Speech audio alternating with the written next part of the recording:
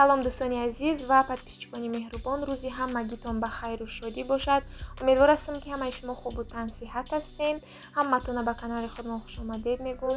Чӣ хеле ки мебинен видеои имрӯзаи мо аз анамхел хӯрокҳои болаззату бо таъми мардуми Корея сар шуд. Ман якчанд видеоҳои ҷолиб, яъне якчанд хӯрокҳои болаззати мардуми Кореяро видео карда барои шумо омода кардам ва боварӣ дорам ки дар тамошои ин видеоҳо иштиёи ҳар яки шумо боз мешавад. Хулас дӯстони азиз, имрӯз мехоҳам ки каме дар бораи хӯрокҳои мардуми Корея, яъне корейсҳо чӣ гуна хӯрокҳоро дӯст медоранд, чӣ гуна хӯрокҳоро меписанданд ва умуман чӣ гуна хӯрокҳо барои мардуми мусулмон дар ин ҷо ҳаст, каме ҳамроҳи шумо суҳбат карда шинос кунам.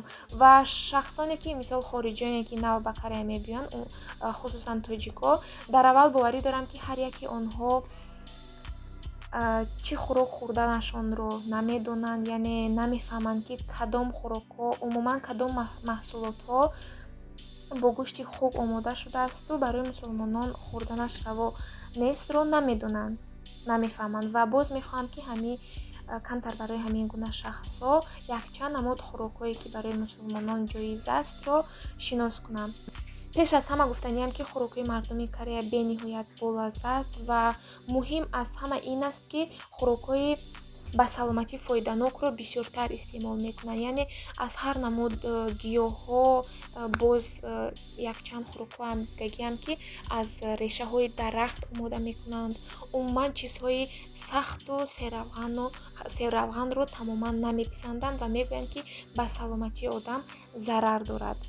Ва хӯроки асосияшон ин биринҷ аст. Чӣ хеле ки мо нонро қариб ки бо ҳама намуд хӯрок истифода мебарем ва дар сари дастархони тоҷикҳо ҳамеша нон аст, анамин хел мардуми Корея биринҷро ба мисли ки мо нонро истифода мебарем, анамин тавр дӯст медоранду қариб ки бо ҳама хӯрокҳояшон истеъмол мекунанд.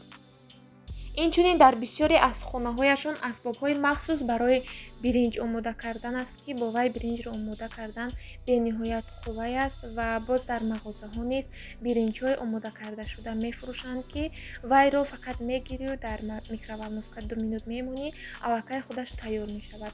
Хулас ҳама намуд хӯрокҳоро бо биринҷ истеъмол мекунанд. хӯрокҳои тезиро низ бениҳоят дӯст медоранд. Чӣ хеле ки дар видео мебинед, бо занҷабил анамин гуна хӯрок омода карда истодаанд. Инро бошад бо биринҷу бо ҳар намуд салатҳои гуногун истеъмол мекунанд. Гарчанде ҳамаи мардуми Корея медонанд ки хӯроки тез ба биноии чашм зарар дорад, вале ба ин нигоҳ накарда онҳо бисёр хӯрокҳои тезу салатҳои тезро истеъмол мекунанд. қариб ки ҳама намуд хӯрокҳояшон тез мебошад, вале шахсоне ки ба Корея мебиёд хавотир нашавед, зеро вақте ки шумо хӯрокро дархост кардед, онҳо ҳатман пеш аз дархости шуморо овардан аз шумо мепурсанд ки тезияшро чӣ қадар мехоҳед кунем, яъне агар шумо хоҳед ки тезияш тамоман тез накунанд, онҳо тамоман тез намекунанд. Агар бисёртар хоҳед, боз бисёртар тез мекунанд, яъне ба таъби дили шумо омода мекунанд.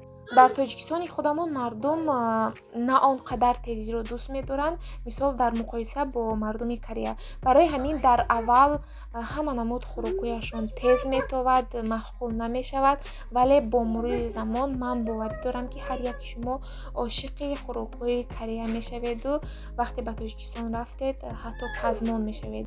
Номгӯи хӯрокҳояшон бениҳоят зиёд аст ки онҳо дорои фарҳанги ҳазорсолаҳо мебошанд. Инчунин дар бисёре аз давлатҳои дунё тарабхонаҳои корейскӣ ҳаст ва агар хато накунам, ба фикрам дар Тоҷикистон низ ҳаст. Агар ки ягон тавтон рафта бошеду донед, ҳатман дар комментария нависед, вале аниқ медонам ки салатҳои корейскӣ ҳаст. Мардуми Корея ҳайвонҳои баҳриро низ беҳади бад дӯст медоранд, бисёр истеъмол мекунанд. Мумкин ин аз сабаби он бошад ки Кореяро се баҳри иҳота кардааст, яъне аз сабаби баҳрҳо зиёд будан бошад ки онҳо хӯрокҳои баҳриро бисёртар меписанданд ва худашон мегӯянд ки хӯрокҳои баҳрӣ ба саломатии инсон фоидаи калон дорад ва ҳатто ҳайвонҳои баҳриро зинда низ истеъмол мекунанд, яъне на ҳамаи ҳайвонҳои баҳриро, танҳо якчанд намудашро. Ҳамин ман медонистагӣ осьминоку, креветки анамин гуна гӯем ҳайвонҳои баҳриро зинда истеъмол мекунанд. Бале ин дуруст аст. Мумкин савол ба миён ояд, ки чаро онҳо зинда истеъмол мекунанд. Рости гап ман худам намедонам барои чӣ зинда истифода мебаранд. Чаро пухтанево зинда истеъмол мекунанд. Инро ман аниқашро намедонам. Вале ба фикри шахсии ман мумкин ба онҳо ягона муд кайфияте медиҳад, ягона муд чизе ҳаст, ки онҳо зинда истеъмол мекунанд. Вале агар ман аниқашро фаҳмидам, ҳатман ба шумо мегӯям.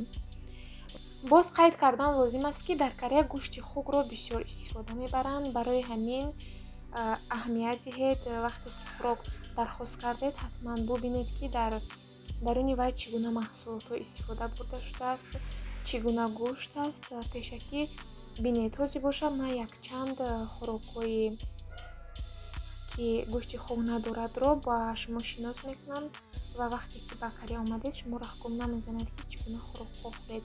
Эҳтиёт бошед дар интихоби хӯрок ва инчунин дар мағозаҳо низ чизҳои бо гӯшти хуг мавҷуд аст, ки аз онҳо низ бохабар шавед. Ва маҳсулоте, ки бо гӯшти хуг аст, дар пушташон навистагӣ ба забони кореец, ки якчанд хӯрокҳое, ки гӯшти мурғ надорад, инҳоянд. Якум чимтак, калпуксо, боз як намуди дигар кимпап аст, ки ба монанди суши ва дар даруни кимпап як хелаш ба ҳасибҳои бо гӯшти хуг аст, ки аз вай пеш аз хӯрданатон бохабар шавед. Чимтак хӯроки бо гӯшти мурғ омода карда шудааст. Инчунин дар дарунаш макаронҳои фунчоза ва боз якчанд намуд сабзавотҳои корейскӣ аст, ки бениҳоят болаззат аст.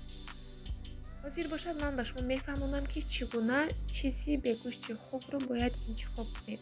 Вақте ки ҳамон маҳсулоти мегирифтаатон бо гӯшти хуг бошад, ҳатман дар пушташ навистагӣ, ки ин чиз хуг дорад гуфта. Ва чӣ хеле ки дар раст мебинед, анамин хел нависта шудааст, ки ин маҳсулот гӯшти хуг дорад ва дигари расм бошад, навишта шудааст, ки надорад. Анамин гуна пушти чизҳоро хонда баъд гиред. Инчунин ҳар намуд питсаҳои гуногун ва хӯрокҳои тезтайёр аз ҷумлаи бургерро низ меписанданд. Дар Корея Макдоналдс, KFC, Лотарея, боз Мамста, Чхобас бисёр ҳастанд хӯрокҳои тезтайёр. хӯрокҳои сари роҳияшон низ бениҳоят болаззат аст. Чӣ хеле ки дар раст мебинед, дар видео мебинед, бениҳоят ғайриоддӣ омода мекунанд. Нархаш низ дастрас аст. Хулас, дӯстони азиз, ин буд якчанд маълумотҳо оиди хӯрокҳои Корея. Яъне кореецҳо чӣ мехӯранду чиро дӯст медоранду чиро дӯст намедоранд. Ман кӯшиш кардам ба шумо маълумотҳои муфиду фоиданокро ҷамъ карда пешкаши шумо кардам. Умедвор ҳастам, ки ба шумо писанд меояд. Боқӣ саломату сарбаланд дар паноҳи Худо бошед. То наворҳои дигар, Худо нигаҳдор.